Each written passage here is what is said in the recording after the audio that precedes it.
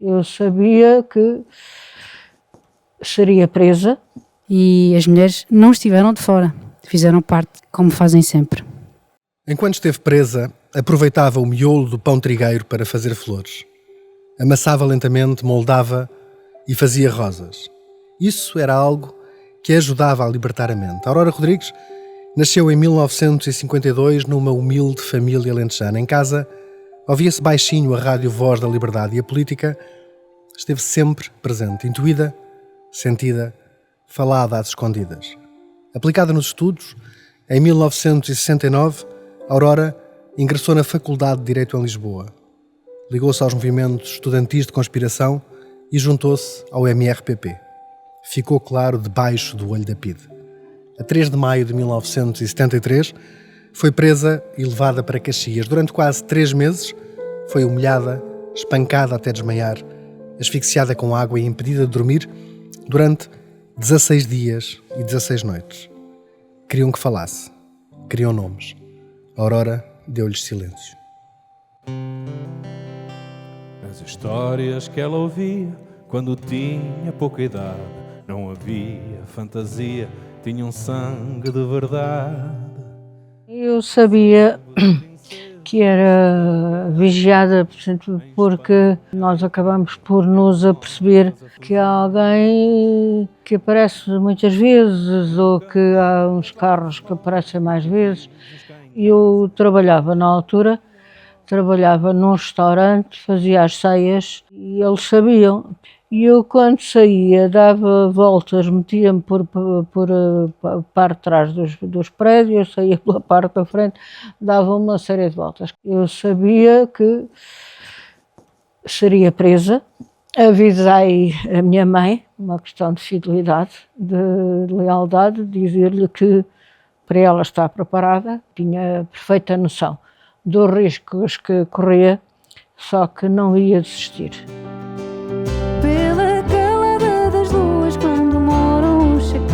Foi deixando pelas ruas frases de ordens morais.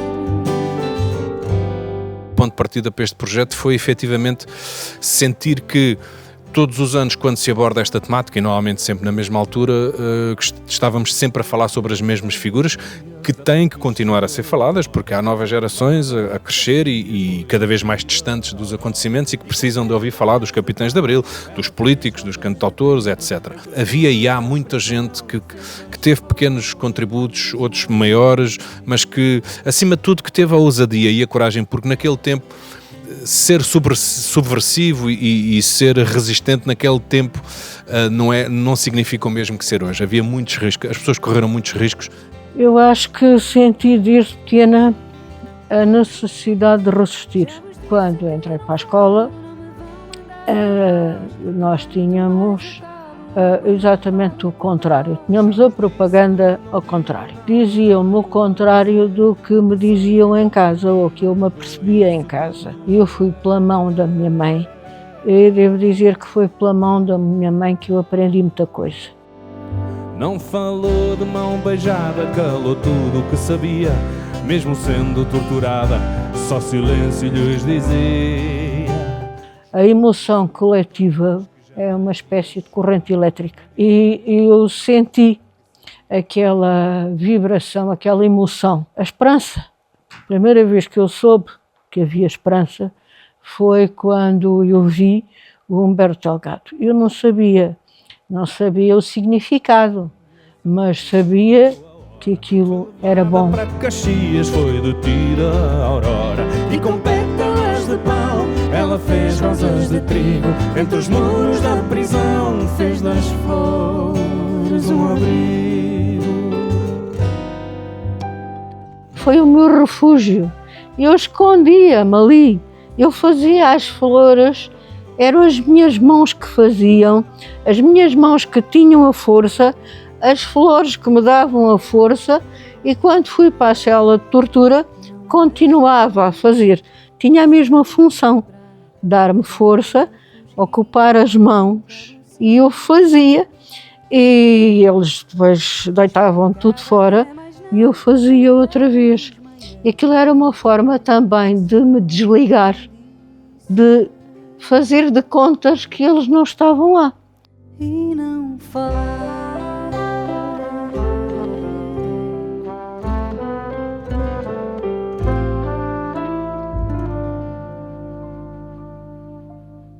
Nós, quando partimos para este projeto, havia 2 ou 3 figuras que nós sabíamos que queríamos falar sobre elas. Depois, a partir daí, foi fazer pesquisa, foi ir a livros, a ir a jornais de época, falar. Depois é aquela coisa, quando começas A desfiar o novelo. a desfiar o novelo, sim, vai aparecendo outras histórias. Estás a ler aquele livro à procura daquela história em concreto e depois surgem mais 2 ou 3 paralelas e vais atrás dela. Uma música, quando nós a ouvimos e quando gostamos dela, voltamos a ouvir e vamos ao espetáculo e ouvimos em disco e ouvimos muitas vezes. E, portanto, a música tem essa capacidade, além de uma maior ligação afetiva às histórias, criar esta relação afetiva com as pessoas, tem esta coisa de voltar sempre a ouvir. E, portanto, a música, eu acho que tem um bocadinho esta vantagem em relação a outras artes de fazer com que as histórias fiquem mais presentes no dia-a-dia das pessoas.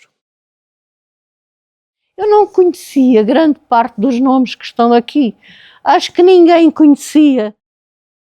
A seguir ao 25 de Abril apareceram sempre os mesmos nomes. E pouco apareceram os nomes das mulheres. Esses é que têm que sair da sombra. Nós, essas pessoas, esse coletivo, é que fez o 25 de Abril.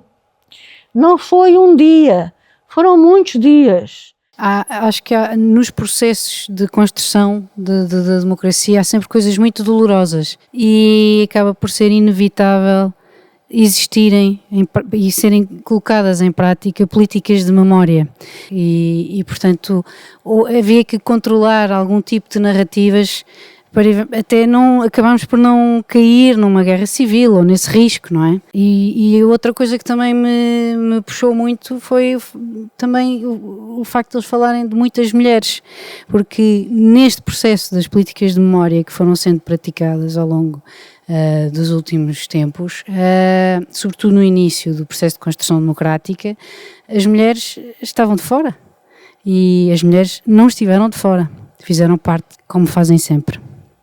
O regime e a Igreja tinham uma relação próxima, mas nem por isso todos os clérigos eram amigos da ditadura.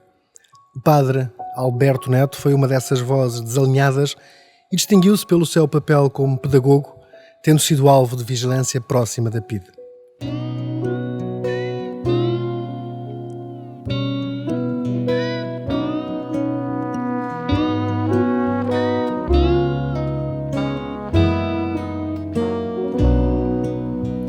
Tinha Deus por companheiro e o Senhor como aliado, e rezando foi guerreiro contra a guerra e contra o Estado.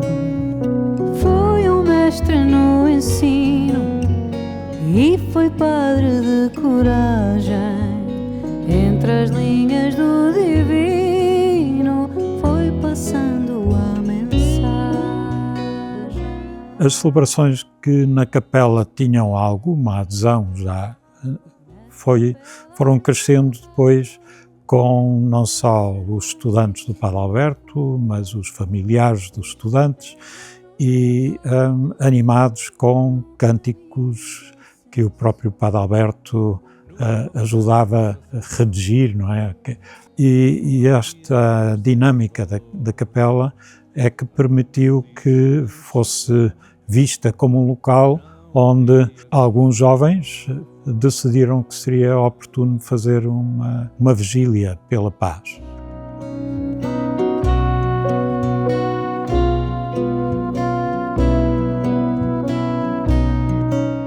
O erro, parece-me, se podemos chamar isso, aquilo que tornou visível para o grande público esse acontecimento foi o facto do regime ter querido acabar com aquilo. Não é? Se tivessem simplesmente deixado de correr, o impacto teria sido praticamente invisível para a opinião pública, já que o governo controlava a comunicação social e, portanto, foi o facto de levar toda aquela gente. Uma igreja de verdade só podia bater certo, ensinando a liberdade.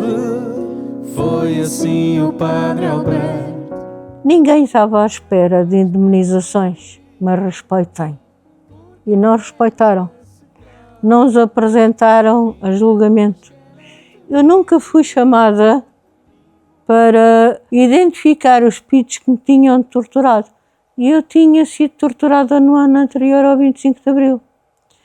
Há uma mentira que tem sido muito dita, é que o 25 de Abril foi uma revolução sem sangue. Finalmente nós encontramos um livro que diz: a PIDE matou até ao fim. A democracia ainda é democracia, e ainda bem que é democracia, e não há regime melhor, mas ainda não tivemos nem temos a democracia plena.